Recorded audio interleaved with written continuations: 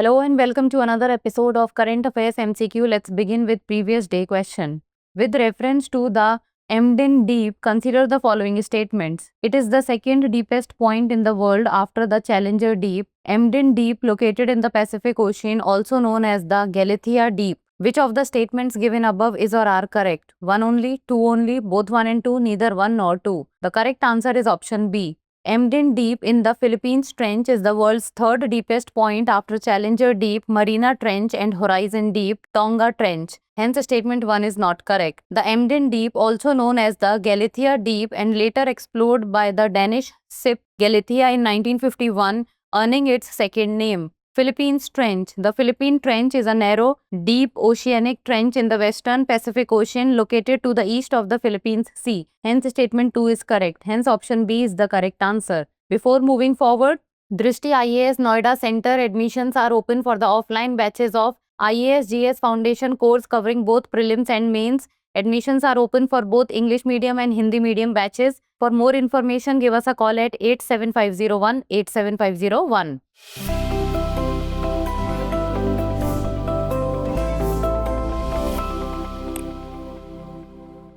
Let's begin with today's session. Which of the following best describes the role of RNA silencing in plants? It acts as a defense mechanism by degrading viral RNA using small RNAs. It enhances photosynthesis by regulating chlorophyll levels. It synthesizes new RNA strands to replace damaged ones. Or it promotes rapid cell division during viral infection. The correct answer is option A. RNA silencing is a natural defense mechanism in plants that helps them fight off viruses. It is activated when the plant detects double-stranded RNA from the virus, leading to the production of small interfering RNAs that target and degrade viral RNA. These siRNAs guide the plant defense system to recognize and destroy the viral RNA, preventing the infection from spreading. Hence, option A is the correct answer. Next, consider the following pairs. Disease causative agents: cholera, virus; hepatitis A, bacteria; Giardiasis, protozoan; or typhoid, fungus.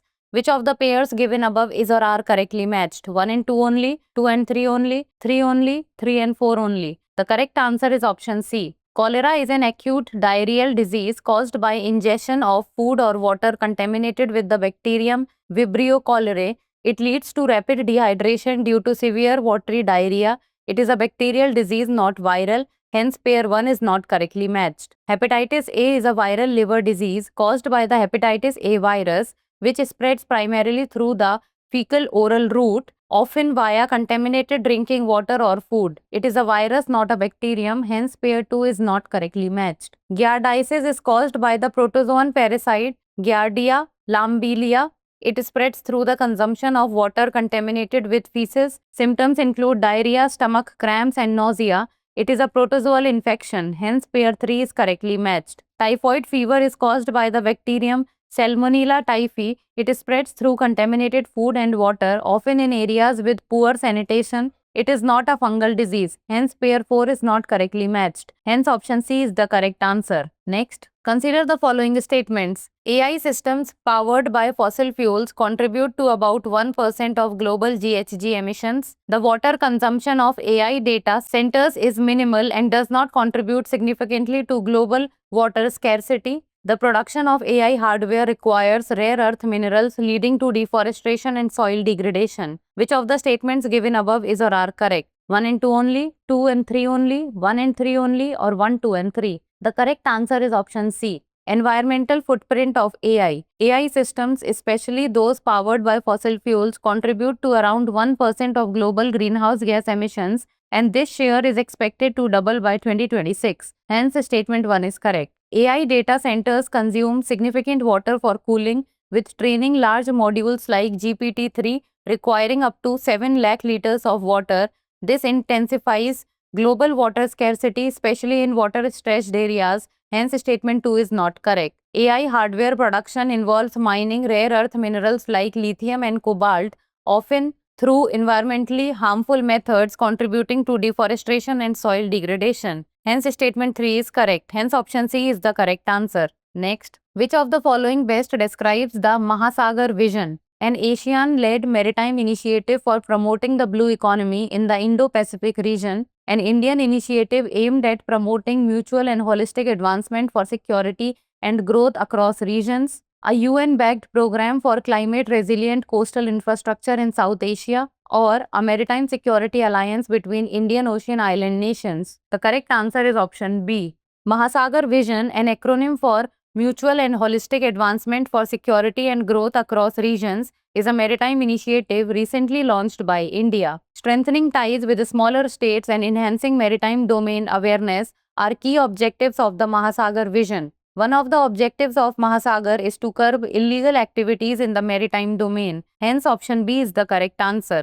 Next, which of the following best describes the reason for the US imposing tariffs on countries like Vietnam, Laos, and Cambodia? These countries have surplus trade with the US to prevent dumping of goods from Southeast Asia. China's tactic shifting manufacturing abroad to bypass US tariffs, or to promote domestic industries in these countries. The correct answer is option C. The United States imposed high tariffs on countries like Vietnam, Laos, Cambodia, Indonesia, Bangladesh, and Sri Lanka because Chinese companies had set up factories there to avoid US tariffs. To stop China from bypassing tariffs through these countries, Trump targeted their exports to, hitting China's extended supply chain. Hence, option C is the correct answer. Next, the term recession, often seen in the news, is best described as a period of rapid economic growth and expansion, a decline in the economy's total output for at least 2 consecutive quarters with job losses and reduced demand, a time when the stock market experiences unprecedented gains, or a sudden increase in inflation causing a rise in the cost of living. The correct answer is option B. A recession typically involves the overall output in an economy contracting for at least 2 consecutive quarters, along with job losses and a reduction in overall demand. During a recession, businesses often reduce their workforce due to lower demand, leading to higher unemployment rates. As economic uncertainty rises, consumers spend less on goods and services, which further slows down the economy. Hence, option B is the correct answer. Next, consider the following statements regarding the Human Development Report. India has been ranked 130th out of 193 countries in the 2025 Human Development Report published by the UNDP. Indicators for calculating HDR include life expectancy at birth, expected years of schooling, and gross national income per capita. Which of the statements given above is or are correct? 1 only, 2 only, both 1 and 2, neither 1 nor 2. The correct answer is option C. India has been ranked 130th out of 193 countries and territories in the 2025 Human Development Report titled A Matter of Choice, People and Possibilities in the Age of AI, released by the United Nations Development Programme. Hence, statement 1 is correct. HDRs have been released since 1990 and have explored different themes through the human development approach. UNDP considers indicators such as life expectancy at birth, expected years of schooling, mean years of schooling, and GNI per capita for calculating the Human Development Index. Hence, statement 2 is correct. Hence, option C is the correct answer. Next, under which schedule of the Indian Constitution does the anti-defection law fall? 9th schedule, 10th schedule, 11th schedule, or 12th schedule? The correct answer is option B. The 10th schedule of the Constitution, added by the 52nd Amendment Act, deals with the anti-defection law. The anti-defection law punishes individual members of parliament,